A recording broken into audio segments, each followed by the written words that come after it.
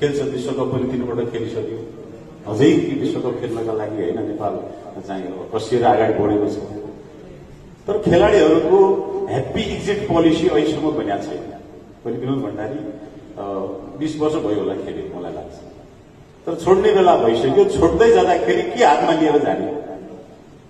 जिन्दगी यसमा गइसक्यो, क्रिकेटमा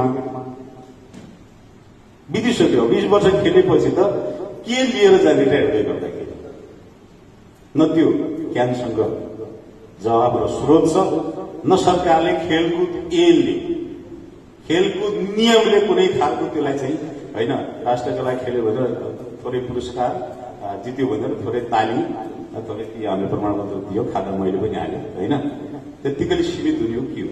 त्यही कुरा क्रिकेटका पूर्वाधारका कुरा, खेलाडीका समस्या कुरा, क्रिकेटको पदाधिकारीहरूले, खेलकुदका पदाधिकारीहरूले स्रोत बिना पनि गरिराखेको सङ्घर्ष र यहाँसम्मको कुरालाई कसैले बुझ्दैन, बुझेको छैन। त्यसका लागि बुझ्ने मान्छे जानु पर्छ। डेफिनेटली मैले ठ्याक्कै 30 वर्ष भयो क्रिकेट एक्टिभिटी एडमिनिस्ट्रेसनको रूपमा। 30 वर्ष भयो। 1 वर्ष मेरो अझ कार्यकाल छ, त्यसपछि म बिदाई लिँदैछु क्रिकेटको गतिविधिबाट।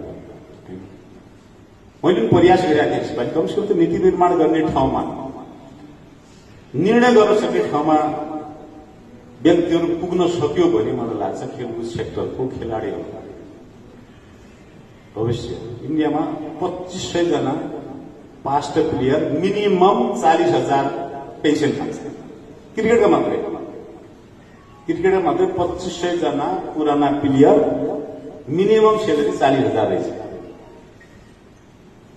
होइन यशपाल शर्मालाई एकपल्ट आएर सोधेको थिएँ कति मिनिमम 40,000 सेलेरी खाने भन्नु बीसीसीआईले गर्यो। त्यत्रो ठुलो मार्केट छ। छिमेकीको प्रभाव पर्नु पर्यो भने त राम्रोको लागि पर्नु पर्यो। छिमेकीको नराम्रो प्रभाव नेपालमा पर्ने, छिमेकी राष्ट्रको राम्रो प्रभाव हामी सिक्दैन सिक्ने, खेलकुद सेक्टरका हुन् या अन्य सेक्टरका भनेपछि यो गभर्मेन्टलाई पनि बुझ्ने गरी मैले भेटेरै भनेको छु, धेरै कुरा लेखेरै दिएको छु।